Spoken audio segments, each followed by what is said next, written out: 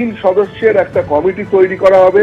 সেই তিন সদস্যের কমিটি এখানে সমস্তটা বিচার করে তারপরে তারা সিদ্ধান্ত নেবে যে বাকি ডিএর ব্যাপারে কি হবে।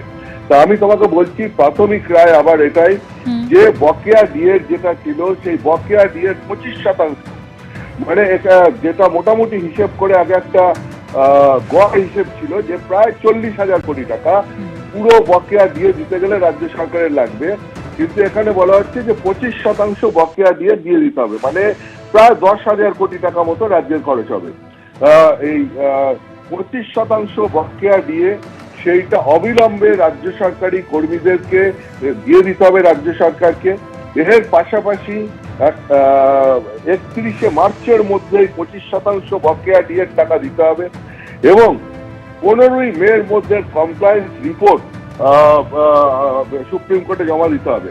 একই সঙ্গে একটা কমিটি তৈরি হবে, একজন অবসরপ্রাপ্ত বিচারপতির নেতৃত্বে একটি কমিটি তৈরি হবে, যে কমিটি বাকি 75% যে বকেয়া দিয়ে সেই ডিএর ব্যাপারে তারা সিদ্ধান্ত নেবে এবং সেই কমিটির রিপোর্ট অনুযায়ী বাকিটা হবে।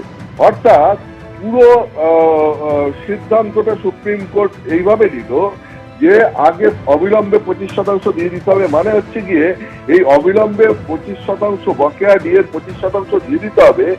এই রায়টা সুপ্রিম কোর্ট আগেই দিয়েছিল, যখন মামলা সুপ্রিম কোর্টে যায় তার পরপরই এই রায়টা সুপ্রিম কোর্ট দেয়, কিন্তু তখন রাজ্যের তরফ থেকে সেই রায়ের ব্যাপারে আপত্তি জানানো হয়, কারণ তখন সুপ্রিম কোর্টের রায় ছিল যে অবিলম্বে 25% দিয়ে দিতে হবে এবং তারপর মামলা শোনা হবে। রাজ্য সরকারের তরফ থেকে তখন আপত্তি জানানো হয় এবং বলা হয় যে পুরো মামলা শেষ হোক এবং তারপর রায়দান হোক এবং সেই রায়দানের ওপর রাজ্য সরকার কাজ করবে।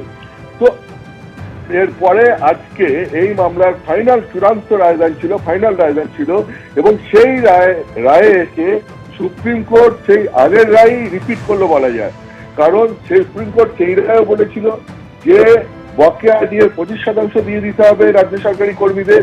এক্ষেত্রেও আজকের যে রায় তাতেও সুপ্রিম কোর্ট জানালো যে বকেয়া দিয়ে 25% অবিলম্বে রাজ্য সরকারি কর্মীদের দিয়ে দিতে হবে।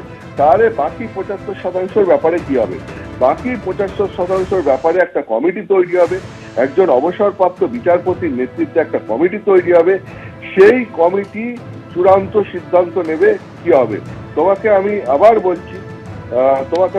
বলছি যে একটা কমিটি তৈরি হবে এবং তারা বাকিটা সিদ্ধান্ত নেবে, কিন্তু আপাতত সুপ্রিম কোর্টের রায় হচ্ছে 31শে মার্চের মধ্যে, আগামী 31শে মার্চের মধ্যে বকেয়া